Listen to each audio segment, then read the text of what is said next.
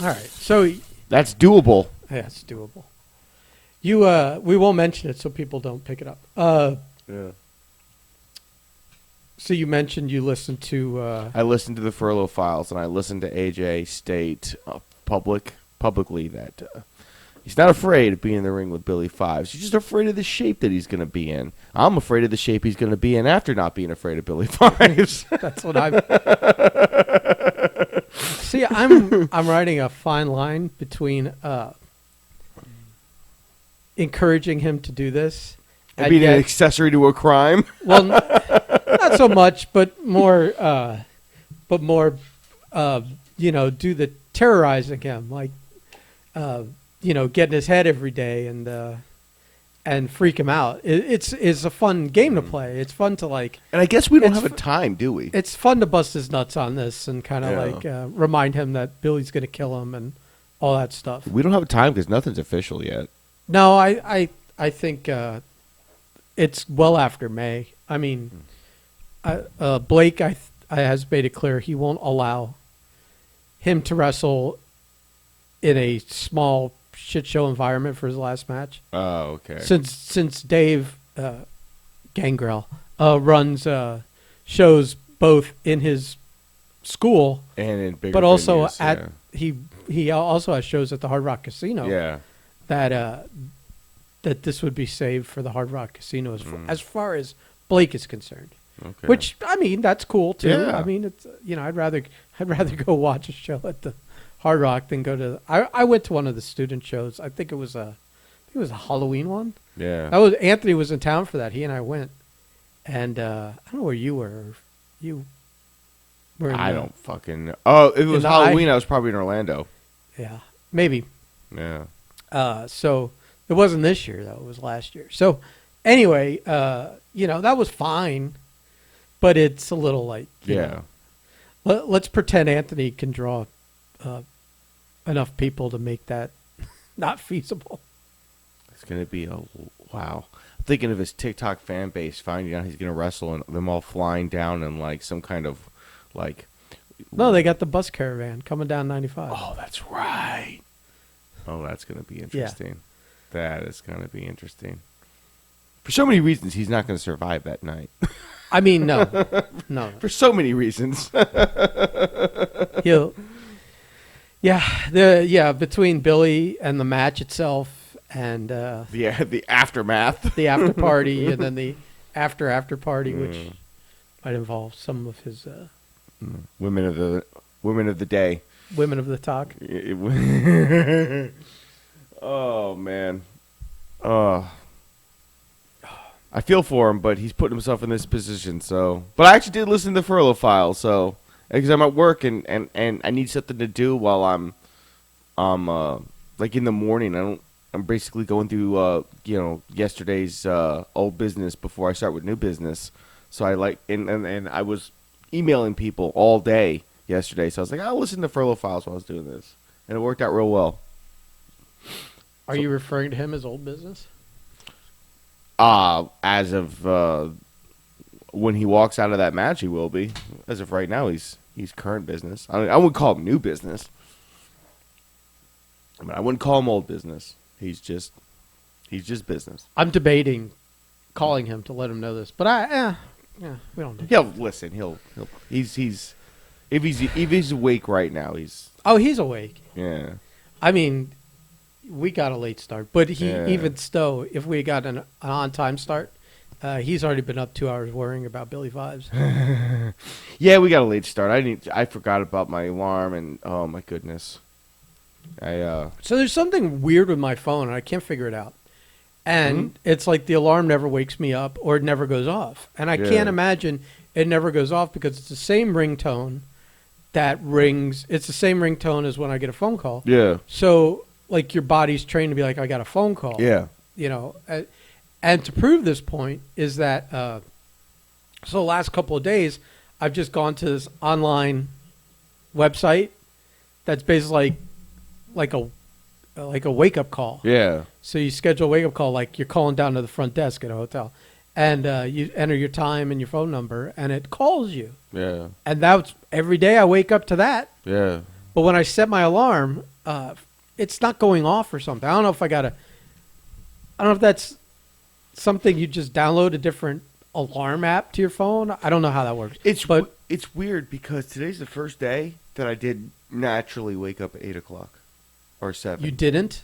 For the first day in forever, I haven't naturally just woken up by like 7. Well, how late were you up watching porn? The wife and I went to bed around midnight. Yeah, but then you snuck out. And, Yeah, right. had buddy, we had bought 30 tabs open on your computer. We bought brand new sheets the other day. This is how lame my life is. We bought brand new like Egyptian cotton sheets, and they're so comfortable. I was asleep in like 10 minutes. Mm-hmm. This is what happens when real adulting happens. You're no longer interesting. You're no longer cool. The dumbest things are like big moments. Like Egyptian cotton sheets. We've made it. Oh, yeah. See, I was up till 4. I had a lot of tabs open on my computer. A lot of tabs. 10-4. I mean, you know how that goes. You need the variety. It gets stale after a while. Well, I found, not to get straight too far to this topic, I found that a majority of watching porno on your computer, at least for me, has broken down almost to like watching Netflix or something, where you spend, I don't know, 70% of your time window shopping. Yeah. And then you start. But Yeah. unlike Netflix, where you're sitting there, like Netflix or even worse, Amazon Prime is a better example of this, where I'm literally going through all the channels and genres and stuff, and there's so many things that they're like interesting I've never heard of. Yeah. And 90% of what I add to my queue I'll never watch because I'll just never get to it. But I spend like an hour watching trailers to all these things I've never heard of to see what they are. And I go, I'll watch that later. I add it to my queue. But an hour later, I realize I'm not watching anything yet. Ben does too much window shopping. I haven't settled in anything. And then I finally am like, all right. And then sometimes I'll just switch apps. Like I don't end up even watching Amazon. I'm like, all right, fuck it. I can't decide on anything here. So I'm going to go. Yeah. I end up at Hulu. But then there's another 15 minutes of window shopping. Yeah, so porno, go ahead. No. I was going to say, so porno, I'm just flipping through page after page because it's all free at this point. Like anyone that pays for shit, unless you really like that OnlyFans account or something. Yeah. I don't understand it. Unless you have that real specific thing. Real specific thing. You're like, I found it and I don't need to look for it. Or there's not enough of it in the free section. Yeah. Like on like Pornhub or something. So I could never imagine paying for porn. Yeah. So I'll scroll through and it's the same window shop. It's like, oh, that looks interesting. Yeah. And I'll click open in a new tab. And before I know it, I've got 50 tabs open on my computer. And then watching it is literally like I'm clicking tab to tab, working my way down, closing them down. And literally every one I watch, it's like no more than 3 minutes. Yeah. And you're just skipping through. Yeah. If something looks interesting, you stop for a second. And then you keep going, then just close the tab. On to the next one. You've now put so many tabs on. You feel you have to get through as many as you possibly can. Well, yeah, and to a certain extent, it's like before time runs out. Yes. Because it's not like you're not doing anything while you're. It's not like you're sitting there. You're like, let me see what this lovely young lady. No, because it's like as I'm browsing and opening tabs, I'm doing it all one-handed. So yes. So then it's a race against yourself. It's gonna be. You know what I mean? Yeah. To be like, well, am I gonna finish before I finish? And you know what? And just like everything else in life, like all this technology came around when we were, older. Like I can imagine kids now, like all the shortcuts and the better ways that they have to do these same things. Well, we didn't before. And how they multitask. See, I grew up before the internet. Well, yes. And I kind of did too. A little bit. But like up through college, there was no internet. I mean, college. I've told the story of my roommate in the yellow folder and all that shit. But the internet in those days was my college roommate on a computer at 3 a.m. on message boards, and the modem making those crazy loud sounds, and me learning how to sleep with headphones on and music blasting.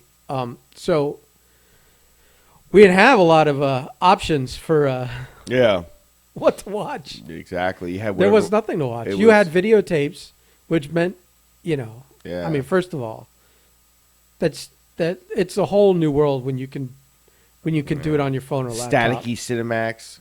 Oh, well, before that. Yeah, right. Yeah. When they had the scrambled cable channels. Is that a boop? That might be a boop. It wasn't that when you selected the channel, the box had a nice little picture that said, or I mean a clear screen that said you do not get this channel. Yeah. It was the channel, but all staticky. Yeah. So it was like you could hear it. Yeah.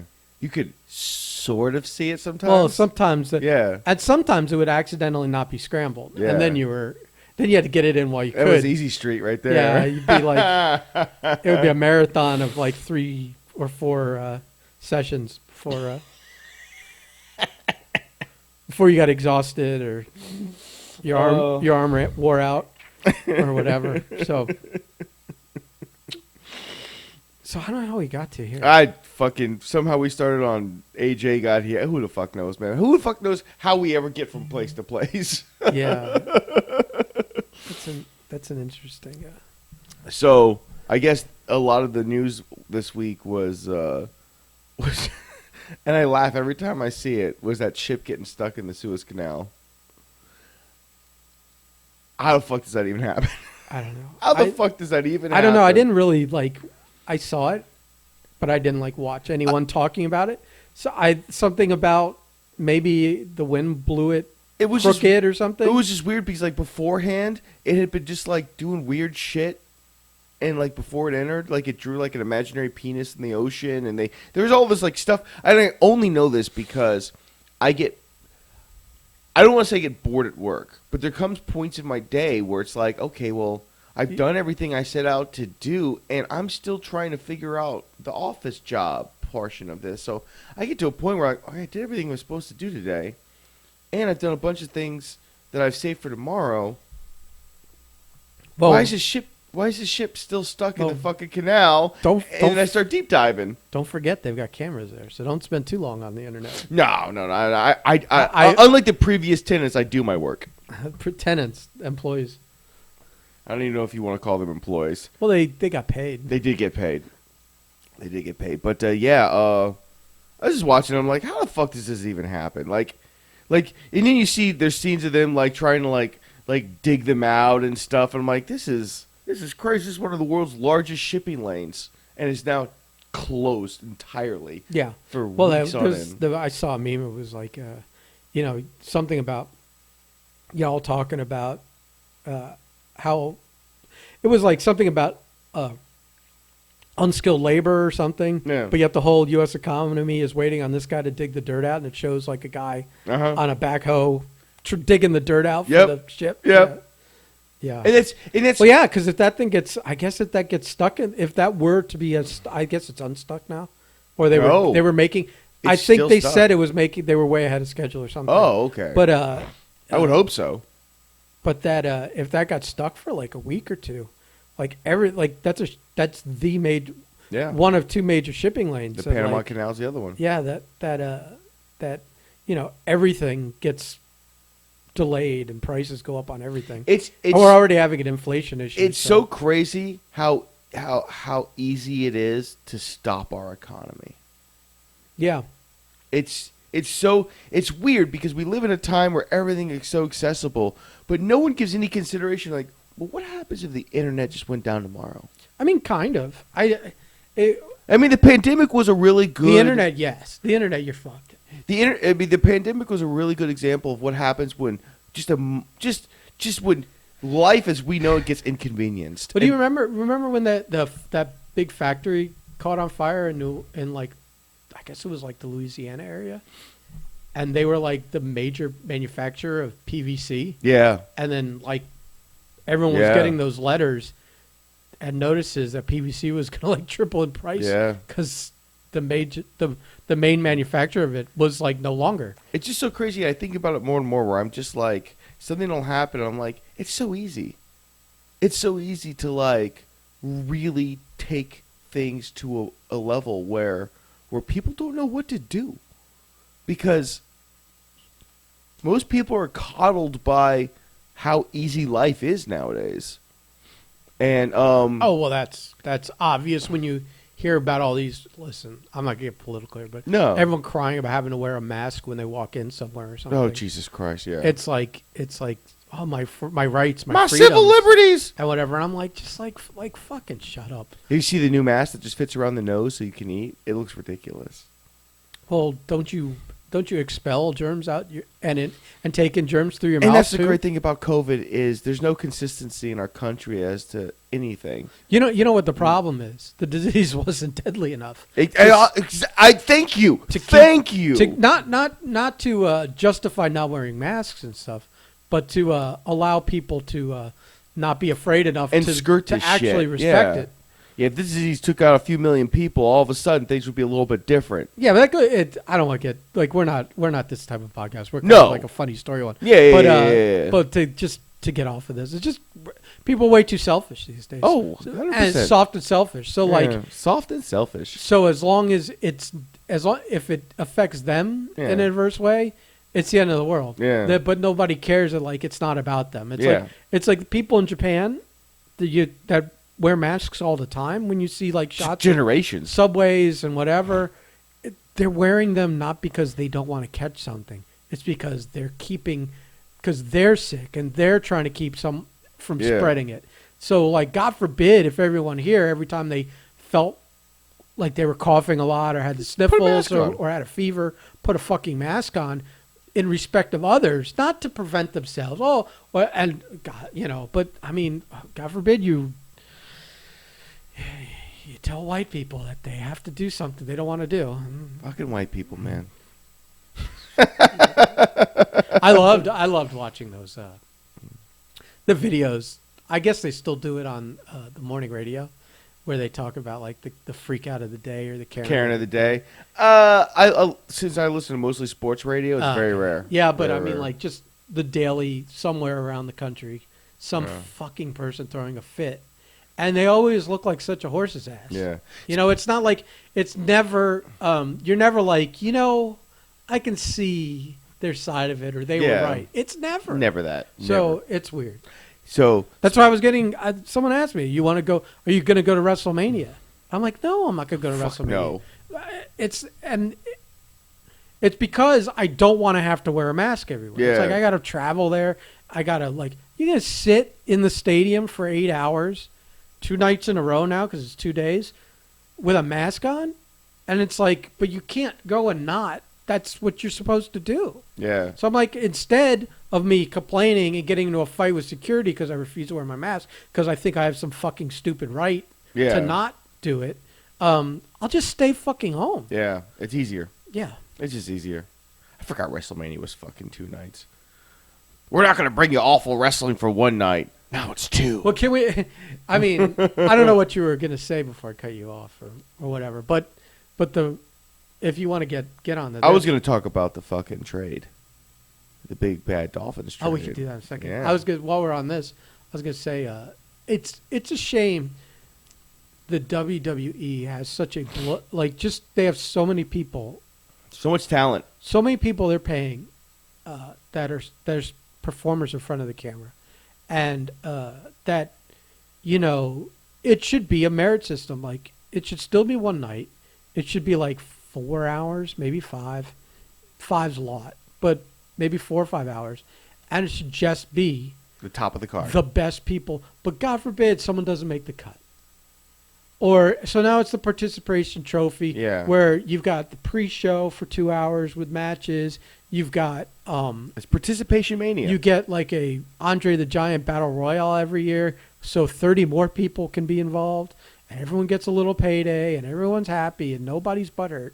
But if you literally just made it either. I mean, God forbid you made it a vote and just asked the people what matches they wanted to see and who they wanted to see, and try and take the majority, because you know what, the majority, they're the viewing public. God forbid you did that, but let alone that you just sat in a room and had a 5-hour show, and you had the powers that be sit down and go, all right, we got room for 30 people. Yep.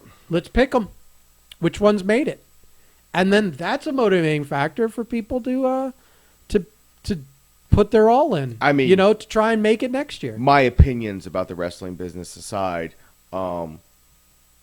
just the way that COVID is and the way that it's kind of restructured how the business operates right now, man, it's real difficult to find. It's real difficult if you're not, if you weren't already somebody on Vince's list, because now with no crowds and anything like that, it's the Vince McMahon show. I mean, for better or worse. Yeah, because he only hears the people at the live events. He's not watching social media. He's not.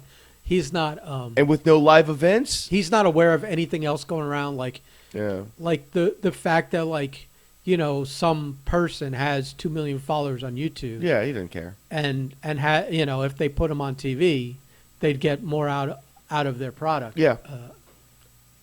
Or boost their views. I mean, in years past, it's always been like, WrestleMania, whatever. Last year, I didn't even watch it. Last year was the first year I've never watched WrestleMania, and I have no interest in what happened, none.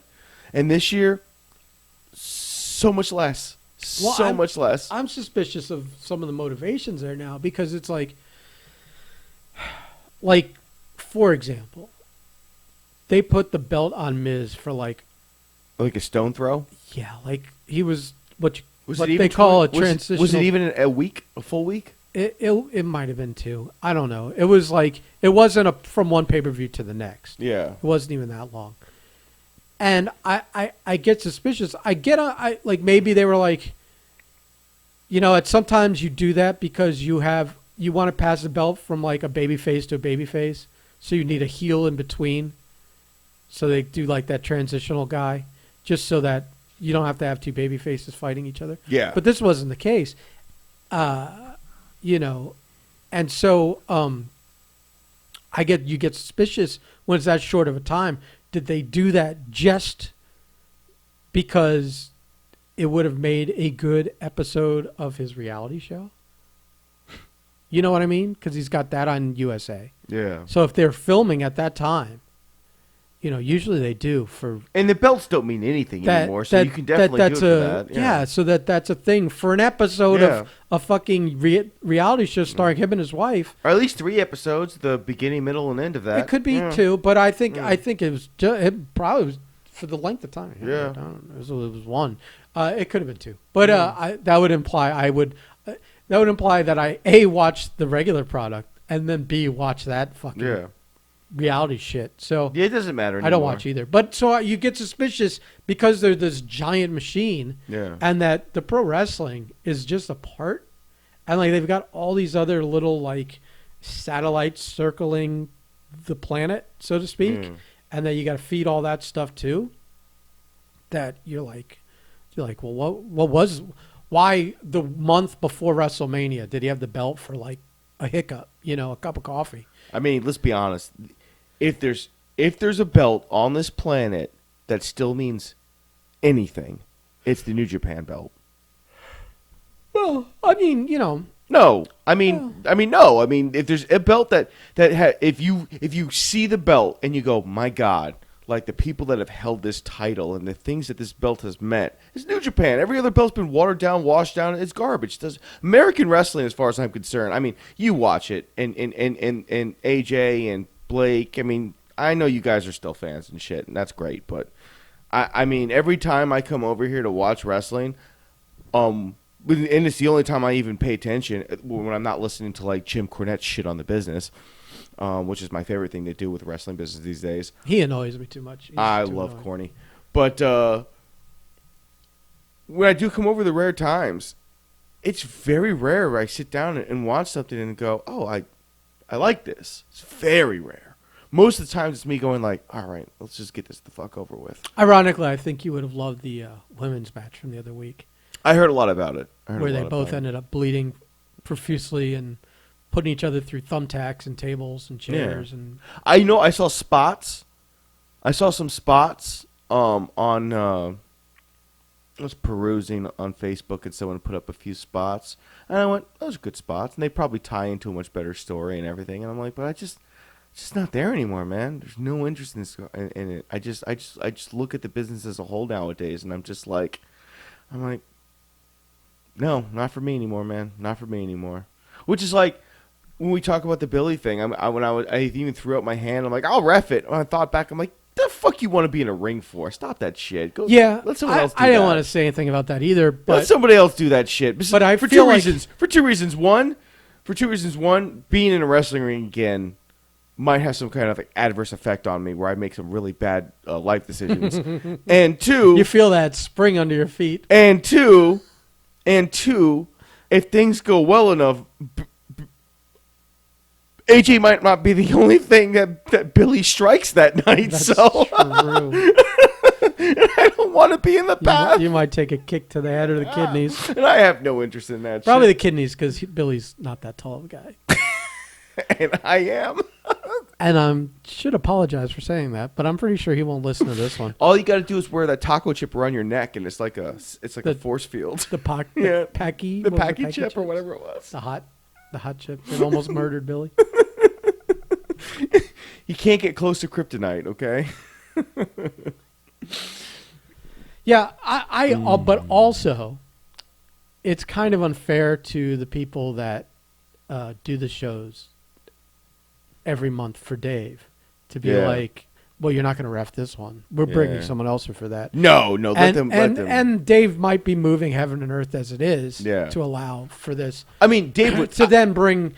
I know you know him, and you're probably cool with him. I'm just saying that, like, the less you have to ask of him, the better, probably. To be quite honest, the only way I'd get in a wrestling ring is if I actually wanted to do something. Yeah, because you would be dumb. Yeah. And do something before the show started and they let people in. Like, take one experimental bump. Yeah. Like in Hunt for Red October. Yeah. One ping. Yeah. You know, and then next thing you know, it's like any former addict. You're like, I could have a drink. Yeah, you totally can. Unfortunately, it tastes good. Yeah, see, I think reffing the match is kind of like doing that thing where you're sitting at the bar. Yeah. And it's not even you're that DD. No, it's like you see it in shows where the person has a drinking problem. Yeah. But they like to sit at the bar. Yeah. And they drink their non-alcoholics. Or there's that other one where they have the one drink sitting there and they just stare at it all night. Oh my That's God. what you would be doing. Oh my God. You would be the alcoholic that's consciously went to the bar, consciously ordered the shot of whiskey, and then chose to sit and stare at it all night, knowing you weren't going to drink it. But every night you do that, and maybe one night it's going to go down. Or like they do, that's what he does every night. Like he's a cop or something. Yeah. And then they come in and they find him and they're like, something terrible happened, blah, blah, blah, blah. And you got to come quick. And on the way out the door, he picks it up, shoots it, and goes, and you know you're off to the races then. Yeah, no, and here's the thing is like AJ clearly had a clear mind. I want to do this, and I want this one last match. I want it to be with Billy, and I'm sure he has a lot of other reasons and stuff. I think he's just not happy with what his last match was. And like we talked about all the circumstances around and we talked about the other week, If I had stopped after the Gangrel Stevie match, which I should have, but the aura of Drew and I being able to accomplish what we fucking always wanted to do was too high. So it's like my last memory of the wrestling business is that brewery. Yeah, the Shockmaster moment. And the Shockmaster moment and all that shit. And I'm like, the guy not showing up to work. And don't think days don't go by where I'm like, God damn it, man. Like, can't. Like, that was it. But I know, like, AJ is finding out this week. Should I just play, like, when you're sleeping, sneak like one of those little speakers under your bed and just play really quietly, like, the sounds of a ring? like the sound effect of someone running the ropes or taking a bump. And just subconsciously, I just know, almost like learning a foreign language while you're sleeping. I would just play the sounds of the ring to like haunt you. And I just know, and you'll wonder why am I still? I know what's involved. Why do I have this urge to wrestle again? The problem is, I know how I'd want it to go. I know what kind of shape I would have to be in to accomplish that, and I know what that means. Do you understand that even discussing this theoretically is planting seeds in your mind? Probably, but I'm not very smart, so no, you're not. I mean, this isn't an educational podcast. No, and so I'm like half encouraged to encourage this. Like well, so who would you want to work with? You know? And there's the thing. There's nobody. Oh, well, there's nobody I could think of. If certain people actually listen to this, they might have their feelings hurt. Because okay. Just to kind of like put it out there. My favorite times, my absolute 100% favorite times in the ring, my favorite moments were when I felt like it was, I mean, like, okay, so like going out there with Drew and I, you know, there's two men in a ring, and yeah, it's all man, when it needs to, we're hitting each other. You know, me and Biggs back before we beat the shit out of each other. You know, my favorite matches are the physical ones. The ones where you leave and there's no doubt in anyone's mind that they watched an athletic competition. Well, it was wrestling is fake, it doesn't matter. My match with Monroe, we beat the fuck out of each other. Those are my favorite moments. Neither of you are in any shape to wrestle these days. No. I've seen his I saw him the other day, and I went, whoa. Oh, you saw him? Yeah. Natalia was going through her Facebook and came across. I thought you saw him in person. No. I saw him. I'm like, that's a man who hasn't bumped in a year or two. Mm-hmm. And she's like, how do you know? I'm like, trust me, we can smell our own. Yeah, it's a man who has happily moved on from the wrestling business. he found a good woman that loves him, and now he doesn't have to. Now he doesn't have to express his feelings in the ring. Yeah. So it's just like I don't know anybody anymore, man, and everyone's so fucking soft and shit. It's just like I don't want to go put my gear on, go through all the rigmarole it would take to have a safe match. I'm not interested in that. I'm interested in going out there and fucking, you know, balling out. Going out there having one, because I know I can do it. I know I'll pay for it, but I'll take that week off. I know I'll have the match on a Saturday, and then I'll just have a whole week to lay in bed and, you know, and be like, why did you do this to yourself? Now, just like with Anthony, I think you're overestimating or remembering your recovery time from like 5 years ago, as opposed to the realistic time has passed since your last match. Yeah. And you've gotten older, and you haven't really done any good things, any positive things to your body in that time. But I would take the time to get in shape. I would take the time to go to Dave's and that's the problem. It's like for one fucking match. Yeah. You're like you have to put like 4 months of hard work in. Exactly. And it's exactly. And that's the thing. That's a motivation killer. And that's what I think. AJ threw that shit around all willy nilly, mm-hmm. and then the wheels started moving, and he went, "Oh, wait a minute." He realized after the fact. Exactly. And it's always like that's always forefront in my mind because I have those moments. I have those moments where I'll watch something or see something or something will pop up on Facebook of an old memory or something, and I'm like, you know, the basement will stir, but then I'll immediately go, do I really want to dedicate 6 months of my life just to scratch this one itch? And then I go, oh, yeah, never mind. The basement goes, okay, we're good. It's not like Evil Dead 2 with the possessed grandmother in the cellar banging on the door to get out. No, it's not, man. That's all out. That's all out. Okay, well, then you're good. It's just, for me, it's always, yes, I would love to have that one last moment where I could be real proud of it and go, remind everybody, be done with it, have a great night, you know, and and that be that. But that's just not how it works, man. Because you can't just get off your couch, get in a wrestling ring, and go. You can't do it. I see people try, and they fucking look awful when they do. You know, it's funny because I come from a much different perspective now. Whenever I watch wrestling, and I watch it, and I'm just like, that dude's in the ring just for a paycheck. And no, I'm like, yeah, stop.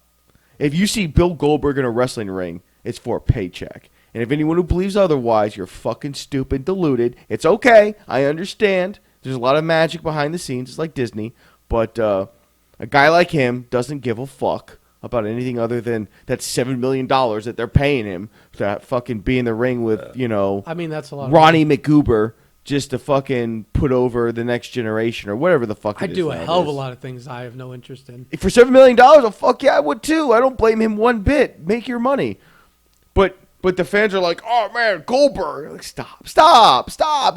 First off, it's 2021. You're only parodying what you've heard on the like. There's very few people that still remember Goldberg from 1998. I don't think that's true at all. You know, I don't think that's true. You know, they good job. But here's the thing: it's like you could be reminded. You could see the videos. He's like one of the top fucking 5 to 10 guys at the biggest moment of wrestling. You and I remember how that felt at that time. Well, I mean, I was there. You were there. I was there in Georgia at the Georgia Dome. You remember 40,000 going down the fucking subway and people still chanting, and you remember that feeling that you know it gets thrown around. It's like, oh yeah, the electricity. It's like no. It was really like that time was different. Mm-hmm. Every time Austin would come through the curtain, you were like, what the fuck is going to happen? Every time that Goldberg came through, you're like, oh, he's going to fucking maul this guy. How's he going to do it? And nowadays, all that magic is gone. Yeah, but there's a lot of people that still watch from that time. There are. Yeah. I mean, you know. But there's no more magic in wrestling. I habit watch. I mean, most of the time it's just habit. Yeah. I mean, I really like the new product, but the WWE, it's just... After having invested so much of my life watching it, it's like The Walking Dead. Like, I don't enjoy it, but I watched 8 seasons. I'll watch fucking now one more or whatever it is. It's like it hasn't been good for a while, but what am I gonna? I'm pot committed. It's like when I was collecting Transformers in the fucking 2000s. It was all garbage, but I had to do it. It's like I don't break the streak. It's like collecting comics. Like I have every issue. Well, I'm gonna stop because it's got a bad writer right now. No, I'll just keep buying it. Speaking of which, what are we gonna do with the Nerdcast? There's not really anything to talk about. We can watch the Winter Soldier, Falcon, but we can. Oh, there's always something to talk about. All right. Oh, Suicide Squad. That's right. Now we can do that. I forgot that trailer came out. We can talk about that. That'll fill an hour. I don't know, man. It was a pretty lax week. Just a lot of work, man. For me, just a lot of work, and working on future projects, like getting my shit together for all my work in my garage, for my planes and stuff, and just furthering that. Well, since you listened to the last podcast, that AJ did, do you have any of the I nearly killed someone stories for the wrestling? For wrestling business?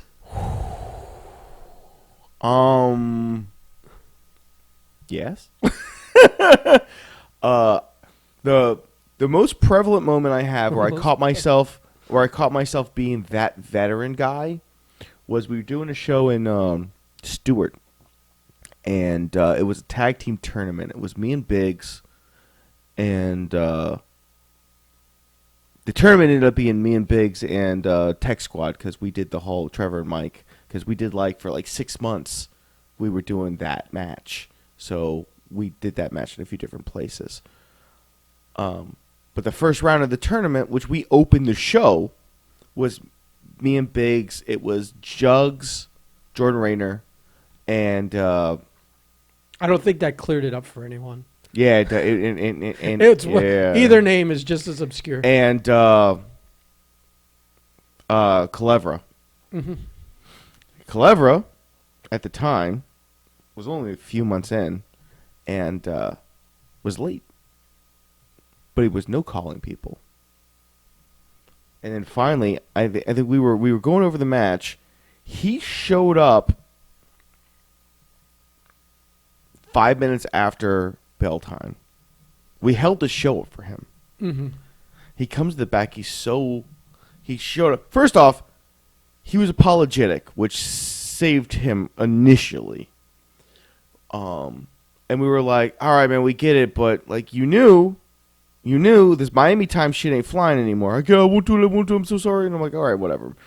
We didn't care. It was a small match, fucking Biggs for his part. It's just like, oh, I got like my two things and whatever, because we weren't doing anything. It was going to be a super squash, super simple match. So I get with him like, okay, we're gonna start off with the universal tackle, drop down, leapfrog. I think I removed the leapfrog. I think it was just tackle, drop down. It was very simple, whatever it was. I can't fucking remember. We locked up, got out in the ring. We locked up. Shot him off, and he forgot the tackle. He only fell because I hit him as fucking hard as I could, with my shoulder, and he fell down. And I'm like, I looked down at him like, bro, like there's 25 people in the audience. I'm like, bro. I come off the ropes for the drop down, come back. Oh, it was gonna be a hip toss. He forgot the hip toss. So it's like, okay, he forgot the two spots. So what did he hit me? He went for like an arm drag or something. And I went with it, and he brought me back up, and he started to talk, and I went, no. Because you've already fucked up the universal spot. For fuck's sakes. It's called the universal spot for a single reason. It means that no matter the barriers, language or otherwise, you have with your opponent, it's a spot in the business to where when you start it, the other guy knows immediately what the fuck you're doing. Right. So regardless of anything else, you guys can accomplish that moment because it's ingrained in our brains. And I just was mad. And I pushed him against the turnbuckle next to Biggs, and I lit him the fuck up. I mean, I lit him up, man. And then I tagged in Biggs. Biggs lit him the fuck up. And anyone who's ever seen me work, Biggs was way stiffer than I ever was. Got back in there, tagged me back in, and I'm like, I'm shooting you across. You tell Jugs to tag him in, and we're going to the finish. I don't want to see you in this ring until it's the finish. And we beat the fuck out of this kid. And it's one of the rare times where even now I look back and I'm like, that was your moment where you're like, oh, you went too far to the edge of the people. Because when I got in the business, I just get the shit kicked out of me. And I fucking hated it. And I was like, I'll never be this guy. And here I was being this guy. And now you understand why you caught the beating from that guy. Yes, exactly. So it's so it's like I feel bad about it, but in the end I'm just kind of like, nah, he really did deserve what we did. We shot him off. Jugs comes in. We finish the match. We go to the back, and I mean he's fucking hurting, man. I mean we laid it in. You can see my fucking handprint on his chest, and I was like, bro, if you're late, you're late. You need to work on your communications. But I'm telling you, we finished him off. We had this finisher called we called it the Ballad of Christopher Reeve. It was. That's fucked up because I already know it implies breaking their neck. It was a Barry White driver with a DDT at the end, and just for the layman's, Biggs would pick him up like it was a power bomb. I swear I've never heard of a Barry White driver. It was called a Barry White driver. That was the name for it. It was imagine you pick him up for the power bomb, so he's sitting on your shoulders, but you let him slide back like you were going to give him like a razor's edge. Mm-hmm. But you grab him between the shoulders, underneath the armpits, around the neck, and you pull him over. And when you sit down, the Barry White driver looks like he's taking this crazy pile driver, only the head never really gets anywhere to the ground. The shoulders are protected by the thighs, and Biggs had big thighs, so you were never in any danger of getting hurt from it, but it looked vicious. Well, I would add a DDT at the end of that, and the first time we pulled it off, everyone in the pre-show, everyone in the building was like, "Holy fuck!" and it became our finish. So we pulled that off. So at the same time, I'm in the back with Clever going like, "Bro, A, B, C, and D. This is how you conduct yourself. You do not show the fuck up late. You do not show up unprepared, and you do not get in the ring with someone like fucking Biggs and I, and then forget the fucking Universal spot." You know, and he apologized. His parents were a little mad at us, but he told them that it was his fuck up. Mm-hmm. You know, and because I apologized, like, "Listen, man, I didn't mean to do that, man. I got angry, and I'm sorry. I shouldn't have done it." Biggs didn't give a fuck, but he never did. And then Bobby Sanford's brother came over to us, and Bobby Sanford was a professional wrestler trained by Marty Jannetty. I never had a problem with Bobby. He was always cool with me, but lots of people have some sort of issue with him for whatever reason or any other. But his brother comes over to us and goes, "What the fuck was that?" I'm like, "The fuck was what?" He goes, I thought he was going to talk about when we were beating the shit out of the guy in the corner. And I was going to be like, "Oh, who is he to be asking what the fuck was that?" Exactly, because I didn't even know he was Bobby Sanford's brother at the time. But just being someone's brother. Yeah. That if you're the brother of the guy you just lit up, that's one one thing. If totally unrelated. If you're the brother of someone but that brother is running the show or something. Yeah. But if he's like just basically a ticket buyer. That's all he is. Okay, so please.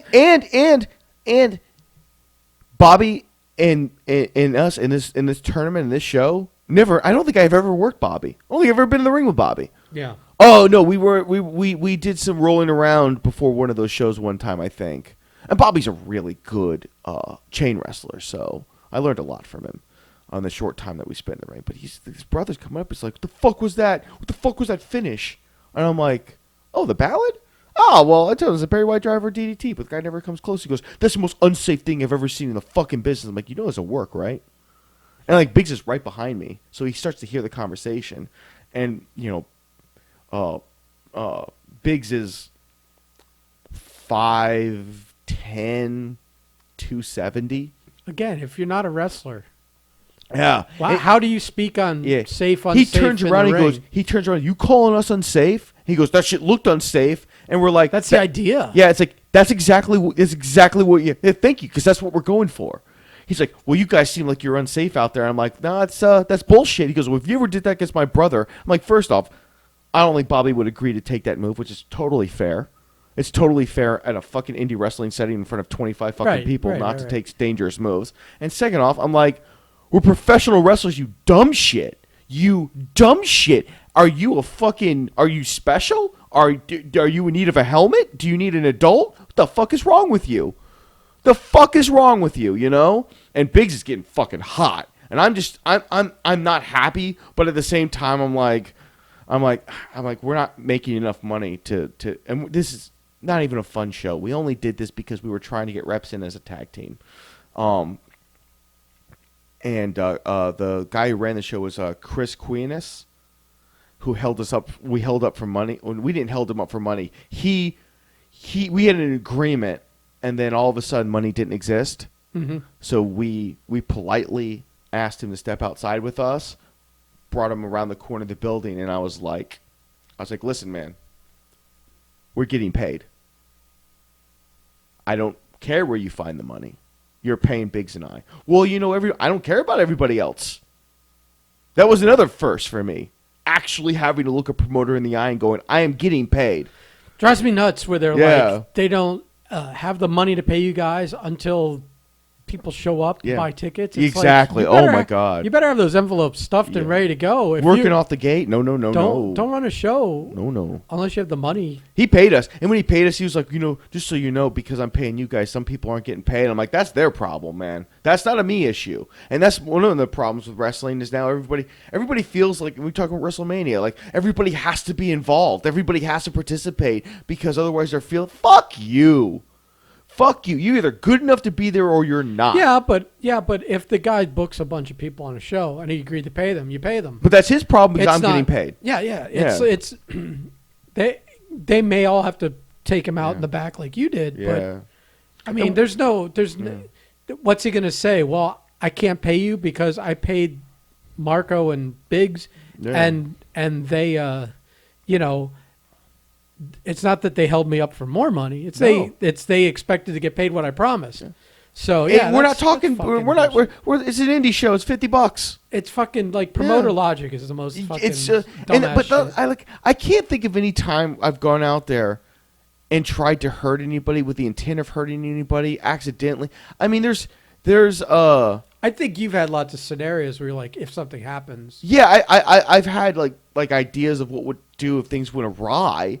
But I think you've even probably had to work with people that you weren't sure. Yeah, early on, what their intentions. Yeah, were. There was early on, right on the verge of when ICW was still a backyard. Wait.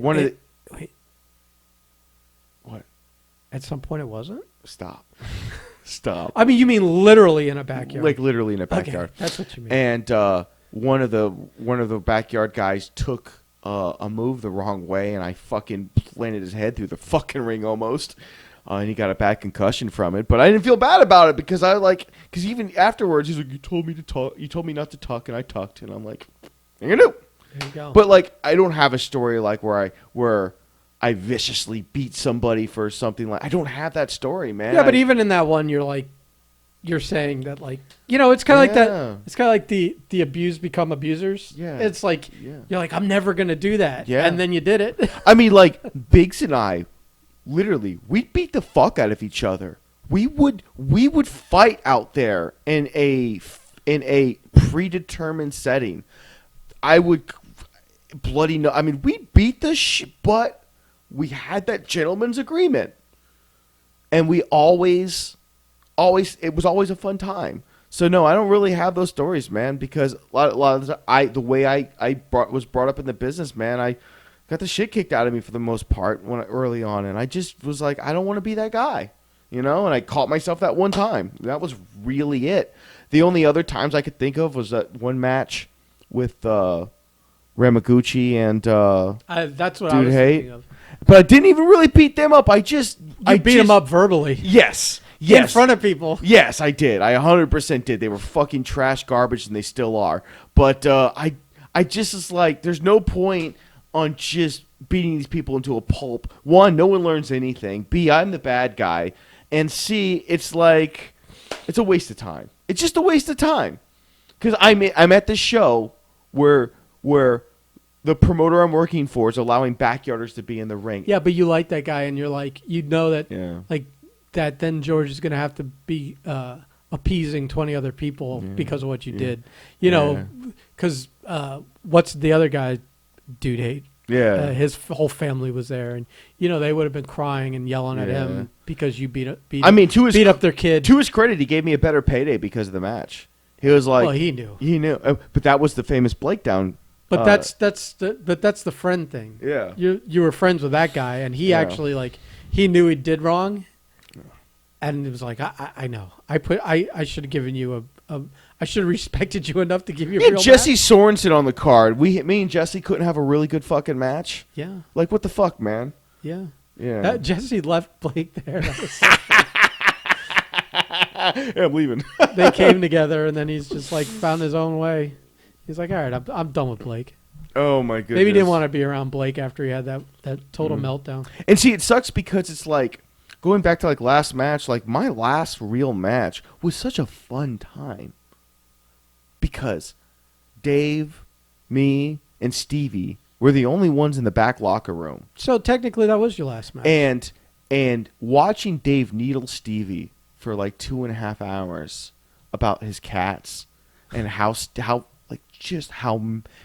fucking hot Stevie was getting because of it. And I'm just sitting there watching this happen, and I'm like, man, these locker rooms must have been so fucking awesome. They must have been so fucking awesome. Oh my God. Hey, you married? No. You sure you're not married? No, I thought you married to your cats. What? And then Stevie hated the match, but Dave and I both liked it. Everyone else liked it. Stevie was just in a bad mood that day. But it was that whole experience and everything around it. And me walking into the show having that 50-50 idea that this was going to be it for me. It was just a moment. And then I ruined it by going to a brewery and face planting on a fucking stage. Yeah, but you didn't actually wrestle, so yeah, I didn't actually wrestle. I mean, technically, you can get away with saying that was your last match. I mean, guys have their last matches and still are like, will pop into the business and like do, like you said, referee or be ringside or just, and we were building something. So and George had kind of convinced me to do that thing with Era that we were setting up at that last show before everything went done. I would have been fine with that match with Era because that would have been closing the chapter on the Miami portion of my career, which was a grand majority of the work I did. What happened there? He lost the building, right? Yeah, he lost the building because they were like, you can't profit. You can't. He worked for the school. Yeah, he worked for the school, so he was using the school facility. Yeah, and profiting off. Of and what he can't he was do doing. that, even though he was giving majority of it back to the band and stuff. Yeah. Allegedly. Allegedly. No, it was George. He loves that school. But I'm saying a majority. Listen, here's what I'm saying. And those were big houses. Maybe. Here's what I'm saying. But they were students, so is that discounted? Is that, you know what I mean? Yeah, that's fair. When you have a show at a school and a lot of people turn out, yeah, but how many paid? And did they get a break because they're students and it was a school show? And then once you pay everybody else, how much is left to give back to the band? Yeah. When you pay all the wrestlers, the refs, the camera guy, whoever else actually you were paying that wasn't working for free, how much is left? Especially from those shows. Those last two shows had a lot of talent in them. He may have given everything else. He may have made zero profit himself. Yeah. But it didn't mean the band got much of anything by the end of the night. We've done that math before when we ran shows. Yeah, we did. Yeah, man. I don't. Yeah, no grand story. Now I've seen people get wrecked in rings before. Oh yeah. But that's. I mean, you can fucking just. If you're listening and you want to see people just getting wrecked in the ring for being stupid and awful, just look on YouTube. You'll hours. Yeah. Hours of that shit. Yeah, man. I wish AJ had given it a little bit more thought before he publicly let that thought into the world. And then this is you we're talking about. You give Ben Temples just an inkling of. Oh, you give me a. Yeah, it's done. If I see a crack of daylight, I'm fucking. Now I don't know. I'm bolting for freedom. I don't know, and I'm not going to ask because I'd rather be surprised how much interaction you've had personally with Billy about all this. You pretend that you've had none, and that this is all Billy. And I look at your face right now, and I know that's complete bullshit. But what are you talking about? You're very innocent. But man, AJ, like, I hope he's like waking up every day, like, and just playing. Like, I hope for like the next 6 months of his life, he's watching nothing but like Rocky 2. I feel like he just wakes up in a panic. Just hoping that it was all a dream. He wakes up with his heart rate like way high, and he's like got a flop sweat, and maybe it's from a bad dream of.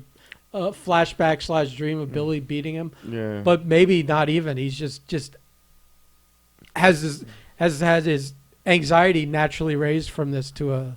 It's just really weird. He doubled down yesterday. Yeah.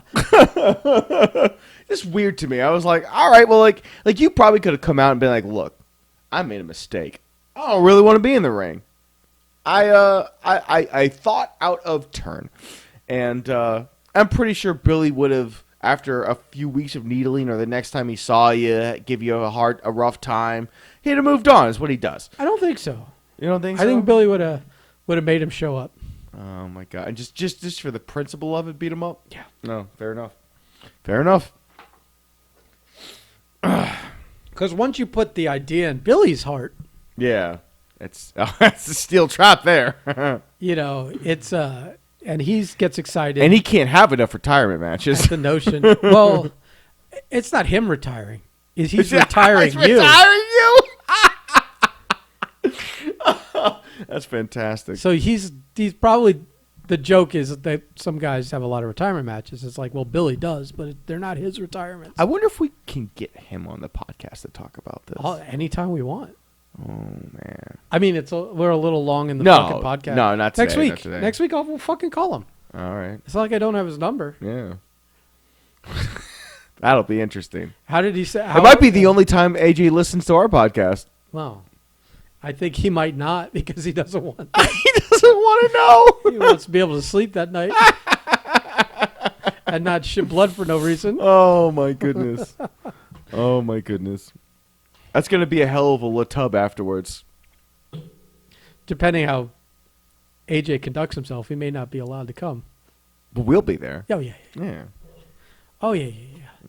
Probably everyone from that, all the regulars from that bar are going to come to the match. Oh, my God. It's going to be awesome. As long as the MILF Hunter comes. That's right.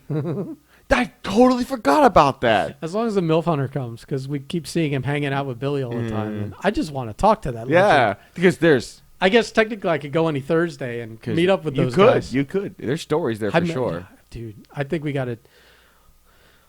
Once a few bucks comes in from one of my scams here, and we can have a more proper setup where we can have some in-house guests. Yeah. We'll get Billy and the Hunter in here. Oh, my God. That'll be very exciting.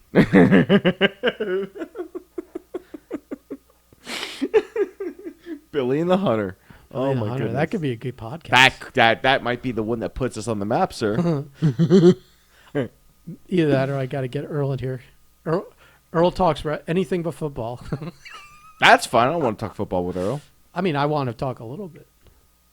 Oh, so we're two things. One, it is now week 20 of Baby Sylvie. What? Week 20 of what? Baby Sylvie. Sylvie. Yeah, that's what we're gonna name her. Where'd that come from? That's been her name for since we came up with her when we found out it was a girl. Really? Yeah. This is all new news. Yeah. No, this is hot news. Is it? I've said it before in the podcast. I think you've just I don't think not. so. I'm pretty sure you have not. My Sylvie like Sylvia? No, Sylvie. Sylvie. Yeah, This is but that's usually short for Sylvia. It's not. This is not short for Sylvia. Oh, it's like Ben is not short for Benjamin on my birth certificate. Yeah, and I've told my wife, I'm like, you're not allowed to get mad when everyone fucks this up, because she came up with the name. I liked it because it fit all my parameters and not feeling like a stripper name or a horror name. So I was like, okay, we're good. You're not time of the year. Stop it right now. But no, I like it. But I told her it's going to be Sylvia. It's going to be misspellings. It's like, just get used to it and get ready for it. And don't get mad. You're not allowed to be mad. Never come at me with anger with that. So it's 20 weeks in. Yeah, the early Y in that name Yeah. is going to be a problem. My baby is now as big as a sweet potato. A Beanie Baby. Now that's a callback. Right. Or the world's best boss coffee cup from The Office. Which feels... I mean, was that a gimmicky size, or was that just a regular? I think cup? it's a regular coffee cup. So random. I know it is really fucking random. Now,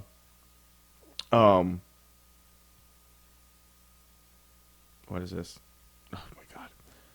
Dude, you got on your phone and Well, I've got business on my phone now, so I get these property management companies hit me up and they ask very, very dumb questions. Because you have several dialogues with these people before you go out and do the work, and for some reason it's like every time you've talked to them is the first time you've ever spoken to them. For some of these people, all I have to say about the new business world that I found myself into is, if you have a business and you refuse to speak English, that's fine. It's your American right to do whatever you feel. But if you get mad at me because I can't fucking understand you, you're the asshole. Because you've chosen not to have any capability whatsoever to have a connection point to the language that the majority of America speaks. That is on you. Not on me, on you. And that's just how I feel about it. So we I have feel like we all could have been earning a lot more money a lot sooner if we were bilingual, though. Yes, that's 100% accurate. On the flip side of this, I should have learned Spanish at some point in my fucking, especially as much time as I spent down in fucking Miami with the Hispanics. But alas, it never happened. Yeah. So it is what it is. But yeah, man. And the only other thing really is, and we could kind of, I guess, in this portion on this is, bro, man, the Dolphins have fucking made some fucking moves, man. They kind of did a little rape and pillage. They kind of did. That gas mask, man, is going to be on the fucking mantle there. Well, they lost a pick. Yeah, they traded it away to move up. Yeah. Or whatever. But you look at the next 3 years of draft, it's like, man, like if Tua works out, like we hope he will, like we want him to. Well, we must really like someone at the top of the draft. Yeah. To move back up. It's one of those receivers. From 12 to 6. It's one of those receivers. It has to be. That we think, because so many quarterbacks are going early. Yeah. That whoever we were going to take at 3 is still going to be available at 6. Yeah. That's the only thing. But I mean, I would have also not been mad to have kept that first round pick and picked at 12. 2022, yeah. Traded down from 3 to 12. Had a pick in 22 and a pick in 23. But you know what? With the way that they've operated and the way that Chris Greer, our general manager, has done the past couple of years, man, there's enough goodwill where I'm like, they're not done.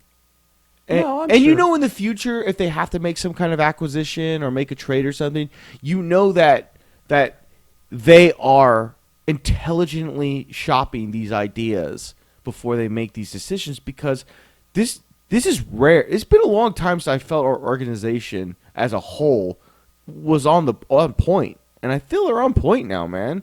It was. I don't know where the 49ers were originally. Oh, they were at 12. Yeah. But for them to give up as much as they did to move up. Yeah.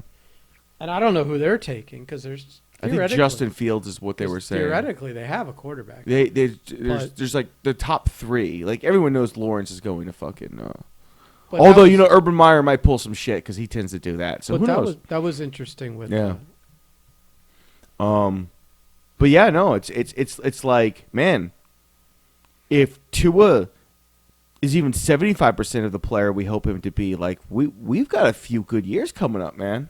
Oh, let's hope so. Yeah. Unfortunately, it looks like our whole division is going to be really good. So even the Patriots have made every move in the book. They plundered. Yeah. So I don't know. I don't. You know, we may be good. It's our luck. It's our luck that we get good at the same time everyone else gets on step. I mean, it's crazy. Like every team there is looking like. I mean, the Jets are the Jets, but every other team. They might not be. And that sucks. Yeah. Well, they just got a good coach. Yeah. Did I tell you that story? That my brother is sort of kind of seeing his sister, the coach of the Jets. Harold? Yeah. Really? Yeah. How? Like dating app stuff, and she's between here and Michigan. Yeah. And her son, they were talking on the app, whatever, and she found out that he does the math tutoring. Yeah. And that he's like a high level math fucking whiz bang dude. And so he started tutoring the kid. And now the kid is probably going to go to Rutgers for college. Oh shit. Which is close to where his uncle's coaching the Jets. Yeah. Probably to stay close to the uncle and get some of that extra coaching from him. Yeah. And is he playing football? Yeah. Oh wow. Yeah. Oh wow. That's what I meant. Oh, okay. And so my brother's like talking to her, and he's, he knows. You see the last name. It's. Yeah. I mean, maybe it's common in certain circles, but in our circles, you hear that name, you think, oh, the only person we know with that last name is the coach of the Jets now. He's like, you're from Michigan. Do you know, or are you related to? She goes, yeah, it's my brother. So, and the funny part is my brother is a Jets fan. So it's like, I'm like, wow, that's like all kinds of weird luck, I guess. I don't know if at least one of the Temples is winning. Yeah. So, yeah, Shit. it's a crazy like That's fucking weird. 6 degrees of Harold Temples, I guess. Good going, buddy. His Jets ties are strong. Oh my goodness. All right. Yeah, so he's like, I mean, I don't know, talking to this girl, I guess. Yeah. I don't know if he's seen her, if she's been down. He might, maybe he had. I don't know. I don't care. You know what? I'm like terrible at that shit. You know what you need to do? I don't ask people. You need those to find out if questions. Brian Flores has a sister. Well, here's the thing. Like if my brother has a good story, I want to hear it. But if it's just like, what is she nice? What do you think of her? Do you like? You don't care about any of that shit. Fuck. Yeah. God, I'm not wired that way. I don't want to hear. It's just like the same thing. I don't want to hear how the kids are doing. Yeah. I don't want to hear. Now, if the kid has a good shit my pants story, I'm all for it. I want a 3-hour detailed version of the story. But other than that, I don't do the chit chat. Yeah. How are we feeling? And no, none of that shit. Fuck all of that. Well, shit, man. I don't know. It was a good week, but next week is next week's the end of March. What does that mean? Going into April, man. Tax season. Tax season. I haven't even done my taxes yet. What are there to do? We didn't work last year. Wink. If the IRS is listening, we did not work last year. Right. I mean, prove it. Where's the nobody's dude? Yeah. That job. Yeah. Nobody filed paperwork on us. Oh, dude, it's So it's good that I was sweating the 1099 deal. yeah. But we didn't work there. I can't recall. I can either confirm or deny. I can neither confirm nor deny. Like they say, it's better to ask for forgiveness than for permission. Yes, so sir. When they I live my life by that. right. So if down the road someone goes, "Hey, you remember 2020?" No. I'll be like, "No," but No. refresh my memory. It's like, well, apparently Well, that wasn't me. Apparently. That was another Ben Temples. Right. All right, everybody. Well, remember to like, subscribe, share, buy our merch.